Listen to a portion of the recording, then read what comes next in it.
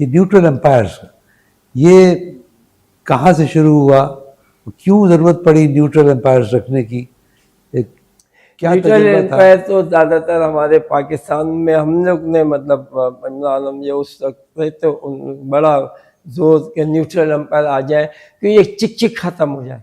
क्यों आ जाए, ये मैं ये आपसे सवाल कर रहा हूँ। क्योंकि ये देखें हर हर टीम जो है ना होम एडवांटेज लेती थी।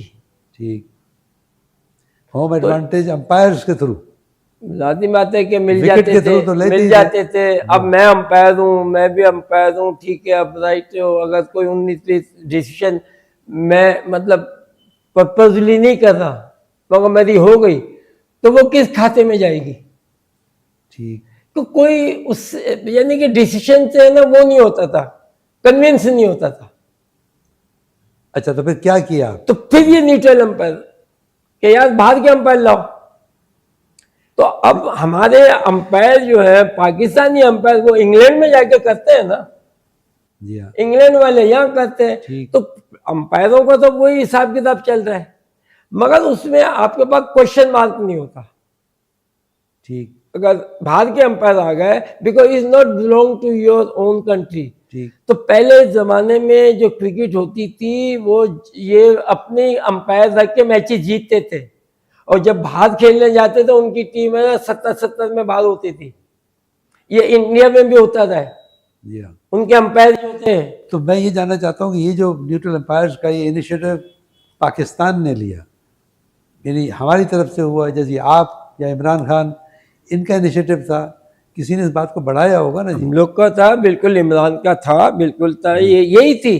क्योंकि हम चाहते थे ना कि यार रिजल्ट आने चाहिए, मैं जीत भी जाऊं और आप उल्टा कह के चल रहे हैं और ये अपने अंपायर से। अबे भाई अंपायर से तो सो वोट, ये तो चले आ रहे थे। अच्छा, आज से थोड़ी 1950 से आ रहा है। एक और अब आपसे इख्तिताम की तरफ हम आए, एक और इशू है, वो ज़रा थोड़ा सा कंटेंशियस होगा, यानी कंट्रोवर्शियल, कि आपकी अपनी किताब में ये ऑक्सब्रिज कॉम्प्लेक्स की बात हुई है।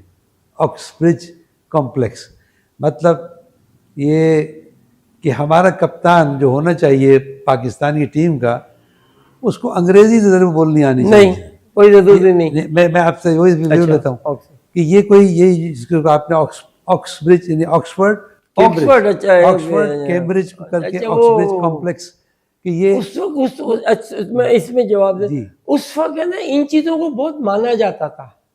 इस वक्त क्या है? उस वक्त चंद लोग जाते थे, बादशाहों के लोग जाते थे, नहीं, वेल्दी लोग जो थे ना, जी जी जी, उस वक्त वो ऑक्सफोर्ड और कैम्ब्रिज और बड़ी बड़ी यूनिवर्सिटी में जाते जी थे। हाँ। नॉर्मल आदमी बेचारा वो जाना चाहता है मगर इसके मसाइल नहीं होते थे, वो ब्रिलियंट होता था। अब आप देख लेना कि जिसके पास था वो चले गया, उसको तो थप्पा लग गया, बाहर से आए बाहर का थप्पा लग जाता है, फिर जॉब आपको पहले मिल यानी जाएगी। कहने का मकसद ये है कि ये ज़रूरी नहीं है कि जो कप्तान हो रवानी के साथ अंग्रेजी बोलता हो। क्यों? मेरी मादरी जबान है, मेरे से मादरी में बात कर रहे हैं, अभी आप मादरी में ही कर रहे हैं ना। जी हाँ, नहीं बात होती है जब आप फॉरेन टूर पे जा रहे हैं और वहाँ पे वो अपनी बोलते हैं, वो क्यों नहीं चेंज करते, फिर उर्दू सीख के आया करें। तो तो मतलब ये कि नहीं है, कोई ज़रूरी नहीं है कि जरूरी पाकिस्तान के नहीं कप्तान है, को जरूरी नहीं अंग्रेजी है। अच्छी बोलनी आनी चाहिए। अच्छा, व्हाट ये व्हाट मैं अबाउट सिर्फ जो जो बेचारे गूंगे होते हैं, वो भी तो जिंदगी गुजार रहे हैं और ऑल ओवर द वर्ल्ड गुजार रहे हैं। नहीं, ऑल ओवर द वर्ल्ड, हम इंग्लैंड में जाके देखा है, वो हमसे ज्यादा शार्प है, इस तरह का करके बता देते हैं सारी चीजें। तो कहने का मतलब है कि ये डजन में किसी चीज के लिए अच्छाई में जाना ना दी बेस्ट है।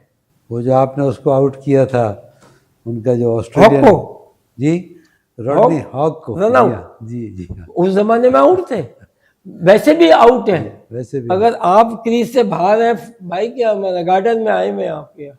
जावेद साहब आपके साथ बड़ा अच्छा सेशन चल रहा है इस वक्त, और मैं समझ रहा हूँ कि आपका जो तजुर्बा और जो आपके दिल में है कुछ कहने को, वो आप बड़ी रवानी से और बड़ी खुलूस से शेयर करते जा रहे हैं। और मैं समझता हूँ कि नाज़रीन, ख़ास तौर पे हमारे नौजवान नाज़रीन जो हैं, उससे ज़रूर फ़ायदा उठाएंगे और उस पर ध्यान से सुने, इसलिए कि आपने नशेब व फराज पाकिस्तानी क्रिकेट में देखे हैं, उसके थ्रू गुजरे हैं और बहुत सारे तजुर्बे आपको उसमें उन तजुर्बात में एक दो ऐसे भी हैं जो कि मज़ाहिया तो मैं नहीं कहूँगा, लेकिन ये कि क्रिकेट में एक जेंटलमैन्स गेम कहलाता है, शायद वो जेंटलमैन गेम वाली बात उसमें नहीं थी। वो भी आपसे ज़रा थोड़ा सा पूछूंगा उसके बारे में। और दूसरा ये भी आपसे जानना चाहूँगा कि इस वक्त आप पाकिस्तानी क्रिकेट को कैसे देखते हैं और इसको बेहतर करने का, इसका जो सिलेक्शन प्रोसीजर, उस पर भी आपसे मैं पूछना चाहूँगा, इसलिए कि बहुत मुफीद बातें और वो बातें जो कि आपके दिल में हैं।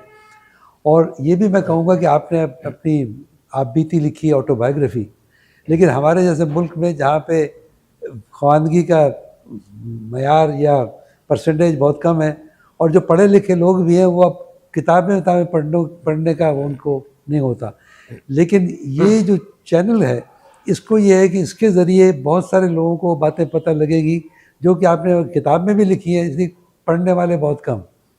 तो ये आप मुझसे एग्री करेंगे कि ये आपके आने से ये एक फ़ायदा होगा। तो मैं एक वो लिली का जो इंसिडेंट हुआ था उसके बारे में आप मुख्तसर बताएं। मैं अगर हूँ, जैसे अगर मैं पीसीबी में हूँ तो मैं सबसे पहले तो जितने हमारे प्लेयर पुराने हैं उनसे, जैसे आप मेरे इंटरव्यू करें इसी तरीके के इंटरव्यू की वीडियो बना के ना पाकिस्तान क्रिकेट बोर्ड में रखूँ। अच्छा। और बच्चों को दे दूँ कि लोग इंस्पायर्ड होते हैं ना बच्चे। तो बिल्कुल। अब आप वसीम अकरम है, वकार यूनुस है, सलीम मलिक थे, सारे प्लेयर थे, ये क्या कम थे? पाकिस्तान ने प्रोड्यूस नहीं किए? बहुत अब आप बुलाएंगे तो पूछते हैं तो वो वहाँ तक नहीं पहुँचती। नहीं। तो बल्कि पाकिस्तान के, मैं अगर बोर्ड में हूँ और आया तो मैं सबसे पहले ये सब किया ना, ये करिए रखूँगा पाकिस्तान क्रिकेट में स्टेडियम में वो रखी जाएगी और वो दी जाएगी बच्चों को। जाओ सुनो, सुनो। आप ये चाहेंगे कि वो लोग भी अपने तजुर्बे बयान करें? भाई देखिए, मैं अकेले तो प्लेयर नहीं रहा ना। आपके पास आप कह रहे मुश्ताक हनीफ मोहम्मद साहब, अल्लाह बख्शे उनको, राइट, उनसे बड़ा क्रिकेटर यहाँ से कोई मैंने नहीं देखा। इसी तरीके से उनकी पूरी फैमिली में मौजूद है कि they were playing cricket with mind. Talent इतना कुछ लोग टैलेंट से खेले, टैलेंटेड थे, माइंड नहीं था।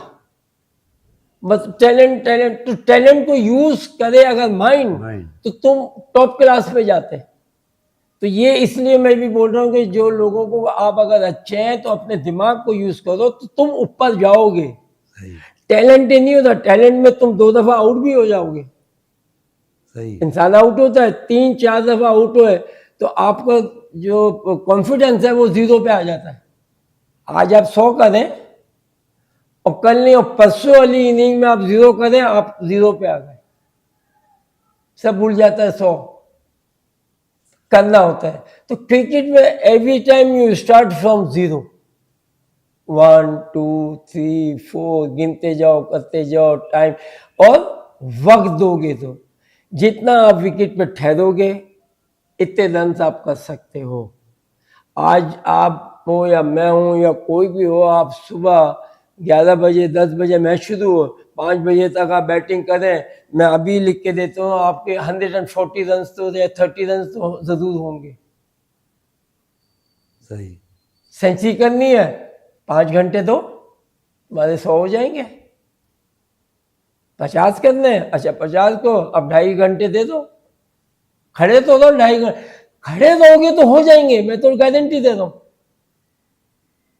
तो आपके तवज्जुल से ये क्यों अमूमन चैनल पे, और ये चैनल पे जो है कि मैं इसलिए थोड़ी ज्यादा बातें कर रहा हूँ, ये क्योंकि मेरे दिल में है, मैं करने को खत्म तो 2 मिनट में कर दूं, मगर मैं चाहता हूं कि आपके तवज्जुल से इससे कि सारी चीजें जाएं जो मैं बताना चाहता हूँ कि बच्चों को कि यार ठीक है टाइम ज़्यादा है, टाइम तो मेरा ही ज़्यादा है, मगर मैं चाह रहा हूँ कि नहीं, अच्छा ये एक टीचिंग लेसन भी हो जाए कि हमारे जो सुनने वाले होंगे आपके तो बेचारा उनको ये पता चले कि भाई मैंने क्या क्या बात की और मैंने वो बातें की हैं जो क्रिकेट के रिलेटेड है, और क्रिकेट को इस तरीके से खेलनी है और इस तरीके से लेके चलनी है। और इस तरह बेहतर करना है उसको। बेहतर पे बेहतर करेंगे आप।